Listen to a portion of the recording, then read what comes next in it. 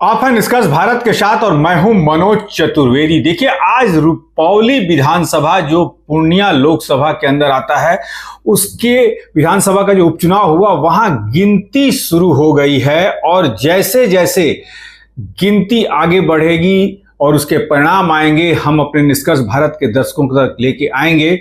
लेकिन मुकाबला वहां त्रिकोणीय हुआ है और जदयू की प्रतिष्ठा कह लीजिए एक तरीके से दांव पर लगी है।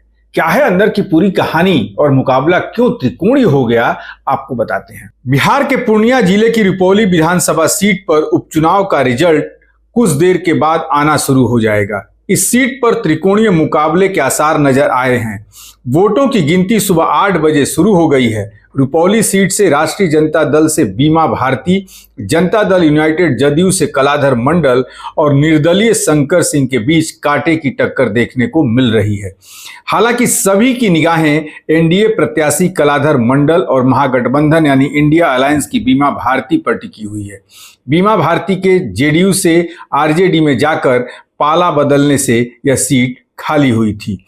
रुपौली में उपचुनाव के लिए 10 जुलाई को वोटिंग हुई। बुधवार विभिन्न बूथों पर 52.75% मतदान हुआ। आज सभी प्रत्याशियों के लिए फैसले की घड़ी है। बीमा भारती और कलाधर मंडल वोटिंग के बाद अपने समर्थकों के साथ हार जीत का विश्लेषण करते नजर आए। सूत्रों के मुताबिक निर्दलीय उम्मीदवार शंकर सिंह भी इस बार मुकाबले में रह सकते हैं। वे मतदान के बाद भी क्षेत्र में जाकर जनता से मिल रहे हैं। रुपौली विधानसभा में उपचुनाव के बाद पूर्णिया कॉलेज में बने बजगृह में ईवीएम को सुरक्षित रखा गया है। यहीं पर आज मतगणना हो रही है। पुलिस के मुताबिक कॉलेज की सुरक्षा कड़ी कर दी गई है। अर्धसैनिक बलों के साथ ही दंगा निरोधक दस्ते की टीमें भी लगाई गई हैं। मतगणना केंद्र की सीसीटीवी कैमरों से निगरानी की जा रही है। बता दें कि लोकसभा चुनाव 2024 से पहले रुपौली से जदयू की विधायक रही बीमा भारती ने पाला बदल दिया और आरजेडी में शामिल हो गई।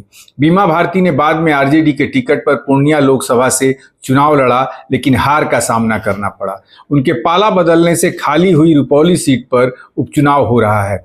इसमें आरजेडी ने फिर से बीमा भारती को ही उम्मीदवार बनाया। वहीं जदयू ने 2020 के विधानसभा चुनाव में निर्दलीय लड़े कलाधर मंडल को प्रत्याशी बनाया। लोजपा में रहे बाहुबली शंकर सिंह ने भी निर्दलीय ताल ठोक दी है। अब आप समझ गए कि शंकर सिंह चिराग पासवान की पार्टी से पिछली बार लड़े थे और इस बार उन्हें, क्योंकि एनडीए गठबंधन के तहत ये सीट जदयू को मिली है, चिराग पासवान ने अपना उम्मीदवार वहां नहीं दिया, जिसके कारण शंकर सिंह निर्दलीय लड़े हैं। और शंकर सिंह के खड़ा होने के कारण ही जो है वो मुकाबला त्रिकोणीय हो गया है। तो क्या शंकर सिंह जिस तरीके से जदयू की 2020 में जदयू का नुकसान चिराग पासवान ने कर दिया, क्या शंकर सिंह इस बार निर्दलीय खड़े होकर जदयू का नुकसान कर देंगे?